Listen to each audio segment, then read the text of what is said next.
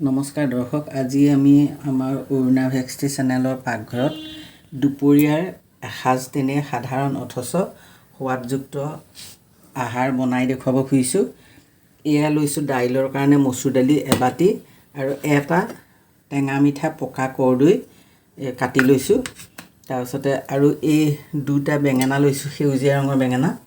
এইকেইটা পুৰিম, পিঁয়াজো পুৰিম, নহৰু জলকীয়া এইকেইটাৰ এটা চাটনি হ'ব আৰু এয়া দাইল হ'ব। এয়াই আজি দুপৰীয়াৰ কাৰণে মই প্ৰস্তুত কৰিবলৈ লৈছোঁ। এতিয়া আপোনালোকক দেখুৱাম। গেছত মই এই প্ৰেছাৰ কুকাৰটো উঠাই দিছোঁ।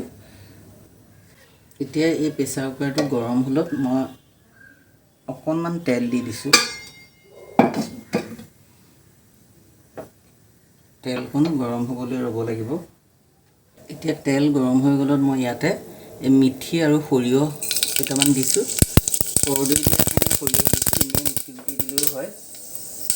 এই মিঠি গুটি যেতিয়া ক'লা হৈ ধুনীয়াকৈ এটা গোন্ধ ওলায় মিঠি আৰু সৰিয়হৰ, তেতিয়া ইয়াতে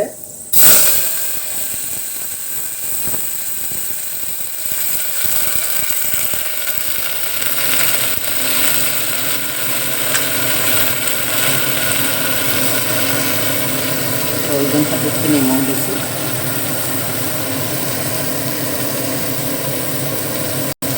হালধি দিছোঁ।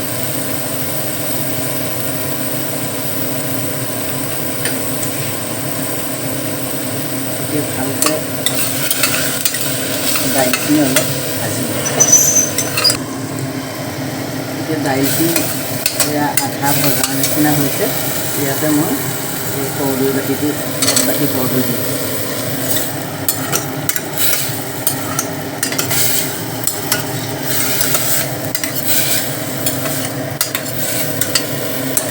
এতিয়া ইয়াতে মই আগতে উতলাই থোৱা গৰম পানী, যিখিনি উতলাই থোৱা গৰম পানী, এই গৰম পানীখিনি আমাৰ প্ৰয়োজন সাপেক্ষে দি দিম।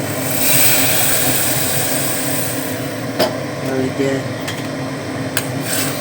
প্ৰেছাৰ কুকাৰটো ঢাকনা মাৰি ইয়াৰ হুইচেল মাৰিবলৈ মই লগাই দিম।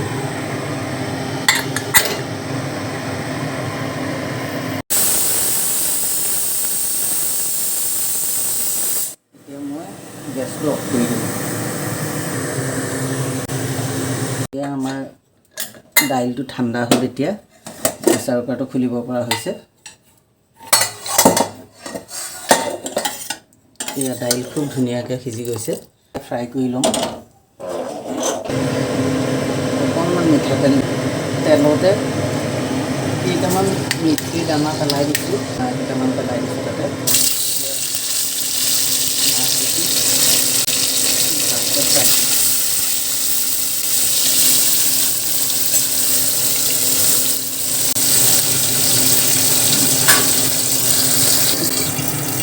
এতিয়া মাছ কেইপিচ বাকলি গুচাই ল'ম।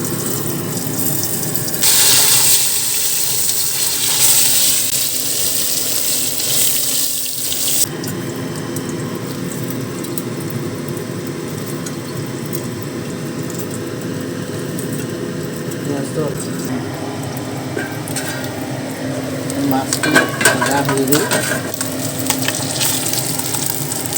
এতিয়া মই পিটিকাটোৰ কাৰণে মই এটা আলু দুফাল কৰি এই ৰাইচ কুকাৰৰ ভাতৰ ওপৰতে এনেকৈ দি থৈছিলোঁ। এতিয়া এই গোটেই বস্তুবিলাক এইদৰে সানি পেলাম। এতিয়া আমাৰ প্ৰয়োজন সাপেক্ষে ইয়াতে মই নিমখ দিছোঁ। কেঁচা মিঠাতেল দিলে পিটিকাটো খাবলৈ বেছি ভাল লগা হয়।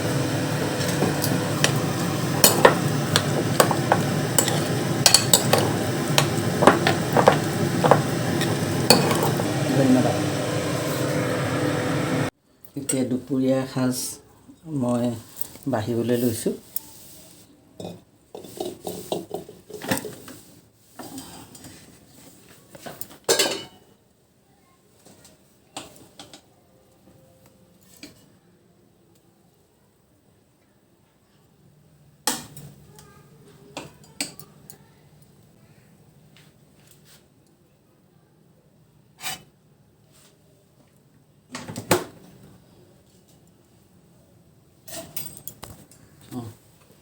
এয়া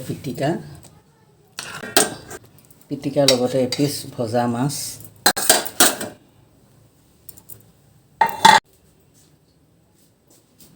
আৰু এয়া আজি আমাৰ দুপৰীয়াৰ ঠাণ্ডা দিনৰ আহাৰ এইদৰে কেতিয়াবা খায়ো ভাল লাগে আপোনালোকে এইদৰে কেতিয়াবা প্ৰস্তুত কৰি খাই চাবচোন আৰু যদি ভাল পায় অনুগ্ৰহ কৰি অৰুণা ভেক্সটি চেনেলটো সাবস্ক্ৰাইব কৰি থব ধন্যবাদ